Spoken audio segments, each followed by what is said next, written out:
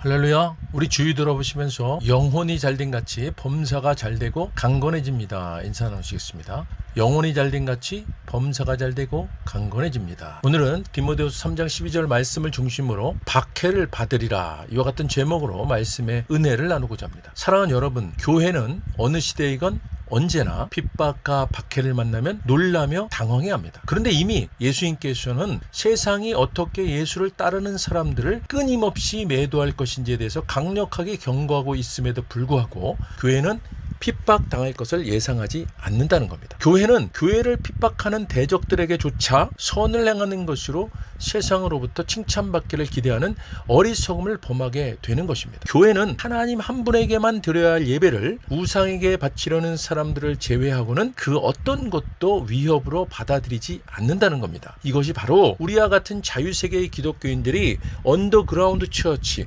지하교회를 준비하지 못하는 이유가 되는 겁니다. 자유세계의 기독교인들은 그들의 대적들이 그들 전체를 체계적으로 핍박할 동기와 가능성을 모두 갖고 있다는 점을 상상조차 하지 못하고 있기 때문입니다. 마치 우리나라 사람들이 세계 5위권에 위치해 있는 대한민국이 설마 종교 탄압 국가가 되겠어? 설마 공산주의 국가가 되겠어? 라고 말하는 것처럼 자유세계의 기독교인들은 자신들의 정부에 대해서 아주 큰 믿음을 갖고 있기 때문입니다. 기독교인들은 자신들 국가의 정치인들에게 동의하지 않을 때조차도 자신들의 자유로운 신앙생활과 신앙의 권리를 박탈당하지 않도록 국가의 법과 문화가 보호해 줄 것이라고 확신하고 있다는 겁니다. 이들은 그들 국가의 사법부가 자신들이 지닌 자유를 대부분 보호해 줄 것이고 개인적인 피해에 대해서는 보상을 해줄 것이라고 믿고 있기 때문입니다. 또한 자유세계의 기독교인들은 교회의 능력에 대해서도 아주 큰 믿음을 갖고 있습니다. 자유세계 중 교회가 소수인 나라에서조차 교회는 일반적으로 영향력을 갖고 있고 부유하고 학식도 있고 국제적으로 잘 연결되어 있는 것이 사실입니다. 그렇기 때문에 디모데후서 3장 12절에 무릇 그리스도 예수 안에서 경건하게 살고자 하는 자는 박해를 받으리라는 사도 바울의 경고에도 불구하고 자신이 살고 있는 지리적 요건 때문에 스스로가 박해로부터 제외되어 있다고 생각하는 경향이 있는 것입니다. 그러나 자유세계의 교회도 언젠가는 심각한 핍박 아래 놓일 수 있다는 사실을 깨달아야만 합니다.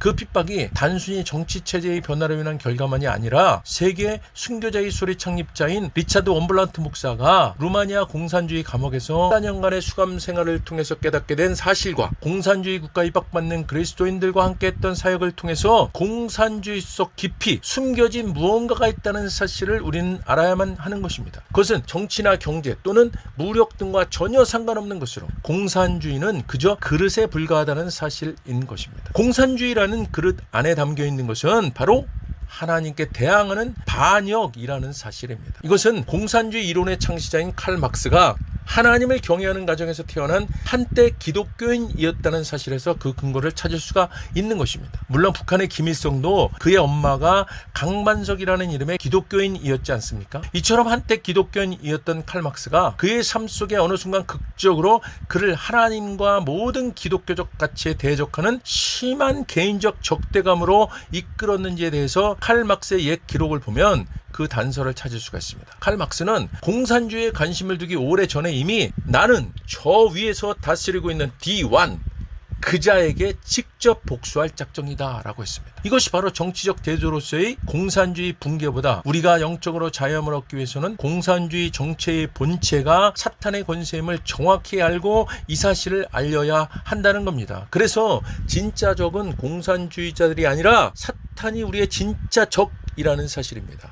사탄에게서 중요한 문제는 절대로 경제나 정치가 아니라는 겁니다. 이런 것들은 한낱 구실일 뿐인 것입니다. 중요한 문제는 사탄은 언제나 국가의 권세를 파괴한다는 것입니다. 그것이 비록 왜곡되거나 오용된 권세일지라도 모든 권세는 하나님으로부터 온 것이 틀림이 없기 때문입니다. 사탄은 경제 및 정치적 권세의 영역 가운데 혼란을 일으키기 위해 공산주의를 사용하는 겁니다. 노동자들에게는 자본주의 압제들에 씌운 멍에를 벗어버리라고 외칩니다. 보시면서 말입니다. 사탄은 그저 정치적 혹은 경제적 분쟁에 만족하지 않고 틀림없이 지금은 붕괴됐지만 구소련과 같은 철의 장막 뒤에 틀어박혀 있지만은 않았던 것에서 우리는 알 수 있지 않습니까? 1968년 프랑스의 6.8 폭동 당시 파리 대학에서 악마 숭배의 7단계 미스터리라는 포스터에 이렇게 요약되어 있습니다. 금지하는 것은 금지되었다. 사랑하는 여러분, 어디서 많이 들어본 듯한 말이지 않습니까? 지금 이 시대 차별금지법, 평등법 주창자들이 외치는 구호입니다. 소름 끼치지 않습니까? 1968년 좌파혁명이라고 말하는 6.8혁명의 구호가 망해버린 줄만 알았던, 폐기 처분된 이론인 줄만 알았던, 그렇게 여기고 있던 공산주의 구호가 지금 이 시대에 외쳐지고 있으니 말입니다. 사탄은 공산주의를 통해 그 당시 엄청난 혼란을 만들어냈지 않았습니까? 그러나 그 당시 원블란트 목사나 기독교 사상가들이 간파하기 시작한 것은 사탄의 전략이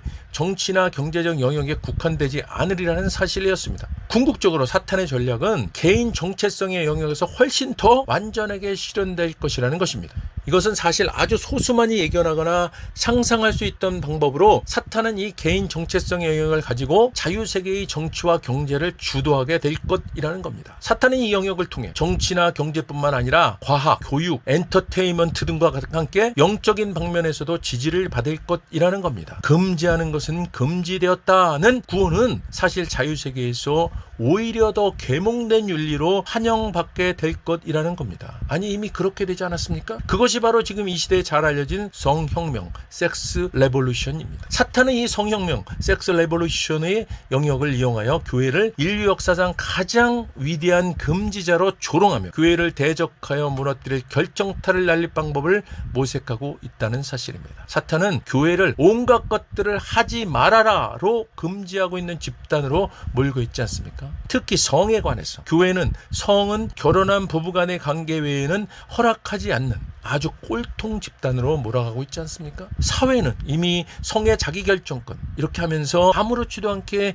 부부 외의 성적인 관계들을 죄의식 없이들 하고 있는 상태 아닙니까? 심지어는 남녀를 넘어 차별 없이 동성끼리도 거리낌 없이 성관계를 허용해야 한다고 주장하고 있지 않습니까? 사랑하는 여러분, 모든 좌파 진영에서 왜 그렇게 차별금지법을 만들려 하고 지난 25년 6월 16일 더불어민주당 국회의원 김한규 등이 여성가족부 확대 개편 방안 토론회에서 여성가족부를 성평등가족부로 개편하는 정부조직 개편 방향과 과제를 논의했습니다. 왜 이렇게 동성애에 대한 차별을 금지해야 한다고 주장하고 왜 그렇게 이슬람 차별 금지를 외치는 것인지에 대한 이해가 이제 조금 되셨습니까? 처음에는 남녀 간의 성평등을 외치다가 이제는 남녀라는 말 자체가 남자와 여자의 차별을 조장한다는 이유로 남녀라는 성이 아니라 젠더라는 수백 개의 성개념으로 한 개인이 자신의 성 정체성을 자신이 결정한다는 쪽으로 흐름을 바꾸고 있지 않습니까?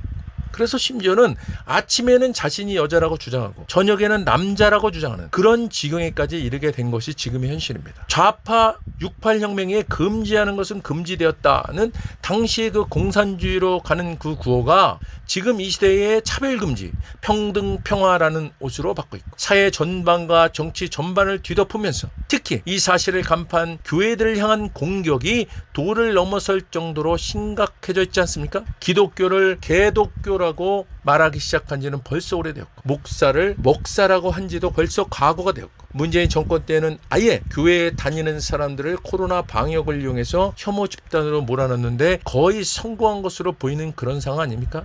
사탄은 이 모든 것들을 통해서 궁극적으로는 이 나라, 이 사회를 공산주의로 실현시키고 이 공산주의라는 그릇에 담긴 하나님에 대한 반역을 이루려는 사탄의 간교한 괴계를 완성해 가고 있는 것입니다. 사랑하는 여러분, 그동안은 도대체 공산주의와 동성애 차별금지법과 평등이니 평안이 하는 말들과 무슨 관계가 있는 것인지 도무지 이해가 안 되셨지 않습니까? 그러나 여러분, 이제 왜 이런 말들이 이 시대에 이렇게 본물 터지듯 난무하고 있는 것인지, 그 엄청난 음모가, 그 본질이 어디에 있는 것인지, 그 어둠의 정체가, 그 어둠의 배우가 누구인지에 대해서 이제는 좀 이해가 되지 않으십니까? 이 모든 것들은 바로 교회를 무너뜨리려는 사단의 주도 면밀한 괴계인 것입니다. 앞으로의 세상은 우리나라뿐만 아니라 전 세계의 교회들이 필연적으로 핍박과 박해를 받는 상황에 놓이게 될 것입니다. 단지 시간적인 차이들만 존재할 뿐입니다. 그래서 우리는 우리의 교회를 지키고 우리의 공동체를 지키고 우리의 신앙을 지키고 우리의 예배를 지키기 이루어지기 위한 처절한 싸움과